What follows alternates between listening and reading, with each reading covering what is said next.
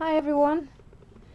Okay, a couple of months ago Maggie asked me if I wanted to swap with her, and of course I did a happy dance. Of course I wanted to swap with her because I do admire Maggie's work very much.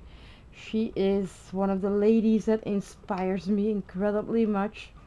I just love her work. It's beautiful, it's gorgeous, it's elegant, it's just amazing. And we agreed in making three items. A wall hanging,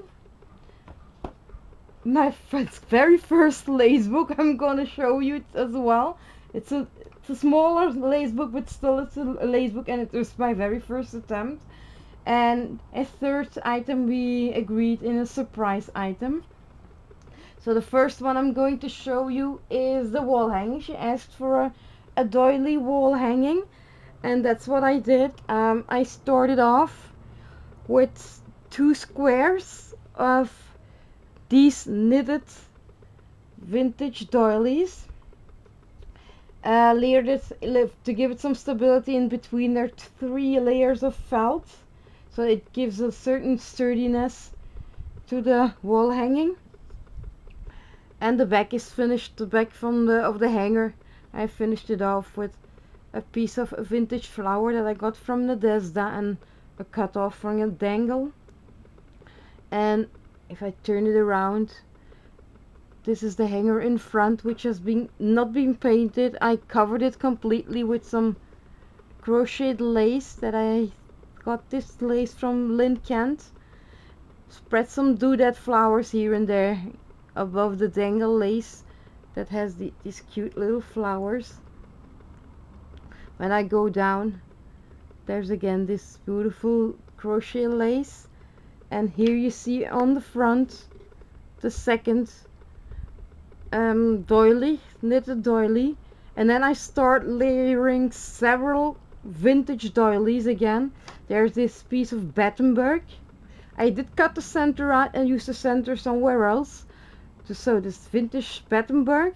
Then there's another vintage doily underneath here, layered again, another doily.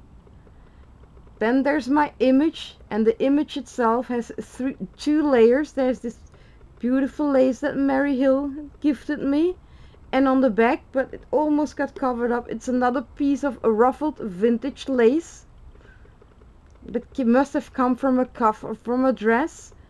And then the image is surrounded with flat back pearls, put a little tiny flower in her hair, and I did dug deep in my hoard foil to create this doily wall hang. I did kept it simple because I didn't want it to cover all these beautiful vintage doilies.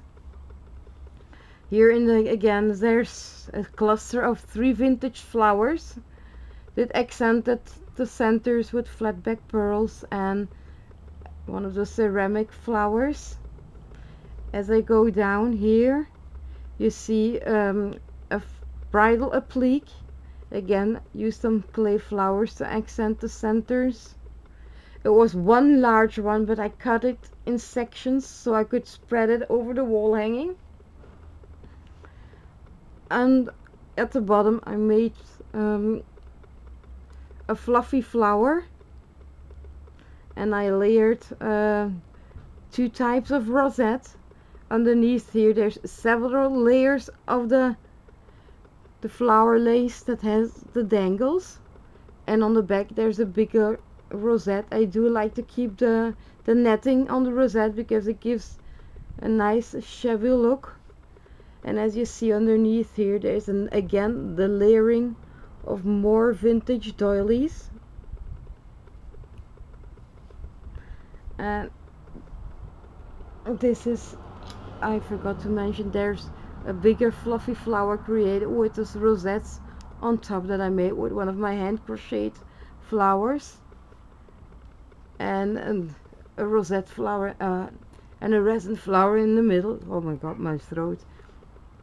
And this is how it looks. I really hope you like this wall hanging, Maggie. It's not a busy one. It's kept quite simple because I really wanted the vintage peach to do the talking. They're quite unique pieces. I only had one of them, so but I wanted to create something beautiful and vintage for you. Let me know, people, what you think, and if you like, please give it a thumbs up and leave a comment. Thank you all for watching. Bye.